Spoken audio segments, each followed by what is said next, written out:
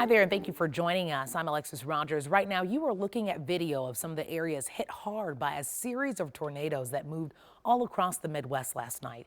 At least 3 people are dead in Ohio, and dozens of people in Arkansas, Indiana, and Kentucky have been brought to hospitals with injuries.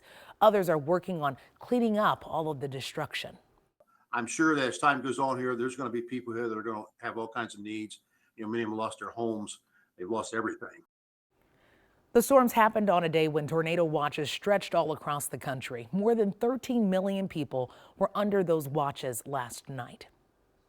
Well, Ben, thankfully, we're not expecting any severe weather in our area, but it will be a breezy and cooler weekend. Yeah, you're absolutely right. Kind of small potatoes when you look at the big picture of things. But yes, we are expected to see cooler weather heading into the weekend. And also, you're going to notice that wind through most of the next 3 or 4 days or so. Today, however, we're seeing a good amount of sunshine on this side of the state. That's why temperatures are already in the upper 40s, knocking on the door of 50 degrees, which we should easily make it into. Notice 30s further west. That's where we do have some more cloud cover, and those clouds are forecast to gradually fade through the afternoon. I want to back things up a little bit. There's a cold front that's working its way in from the Canadian prairies. You can see some light snowfall up towards Winnipeg. That cold front moves through early Saturday morning, and that is what will be bringing us those cooler temperatures. Today, however, you can expect a good amount of sunshine with a partly cloudy afternoon. Temperatures back in the 50s. We have 30s in the forecast this weekend with even colder wind chill values. We'll have your full weekend forecast just ahead. Alexis. Ben, thank you so much. We now know more about the deadly shooting in St. Paul that we brought to you as breaking news this morning on Sunrise. Police say just before 11 last night, they were called to Wilson Avenue for reports of a shooting. There, they found a vehicle in the middle of the street that looked like it had been in a crash. Officers say as they were working there, they spotted a person driving erratically on Minnehaha Avenue East near Frank Street North. When they pulled that vehicle over, they found a man inside with gunshot wounds. He died at the scene. Just hours ago, the man charged for allegedly shooting at a Ramsey County deputy made his first court appearance. Travion Figgs is now being held on a $1 million bond. He's charged with second-degree attempted murder and first-degree assault of an officer. Prosecutors say he fired multiple shots at a deputy during a chase earlier this month. The deputy suffered minor injuries.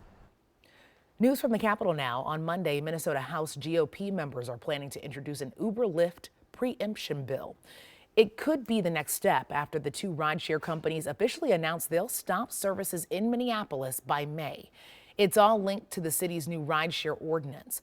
Republican lawmakers say the city council's decision puts other Minnesotans at risk of losing rides, including vulnerable populations. Everyone wants to see Uber and Lyft drivers get paid more. But getting a raise doesn't do a whole lot of good if you lose your job entirely. Uber could leave the entire metro because of the move. Tonight at 5, our coverage continues as we look into the impact for people who rely on the service for critical needs. Today, state leaders are meeting with the Upper Sioux community to officially return state-owned land. The 1,280 acres was part of the Upper Sioux Agency State Park, but holds burial sites for the Dakota people who died in the Dakota War of 1862. The DNR closed the park to the public last month in preparation for the change. Our crews are at the event today, and we will have more on what this change means tonight at 5. On Capitol Hill, House Republicans are considering ending their impeachment inquiry into President Biden. After 6 months, leaders don't currently have the votes to impeach the president. Instead of moving forward, they could instead send criminal referrals to the Department of Justice. Much of the investigation is focused on the president's son, Hunter Biden. Well, if you're trying to stop at McDonald's for a coffee or maybe a bite to eat this morning, you might have run into some issues. Here's what happened. A system outage impacted thousands of restaurants all around the world, and it took out computer systems in the restaurants as well as mobile ordering. The company says it was not linked to any kind of cybersecurity event. The NFL is now investigating the Atlanta Falcons and their deal with former Vikings quarterback Kirk Cousins. An NFL spokesman says they're looking possibly into tampering as part of the standard review process. That review will look into if team officials talked with Cousins or his agent before the negotiating window, among other talks. Questions arose after Cousins' press conference where he said he spoke with the Falcons athletic trainer Tuesday before the league year started. Well, last night was a game that you just have to see to believe. At Benilde St. Margaret's took on Orono for a shot at making it to state. Take a look at this.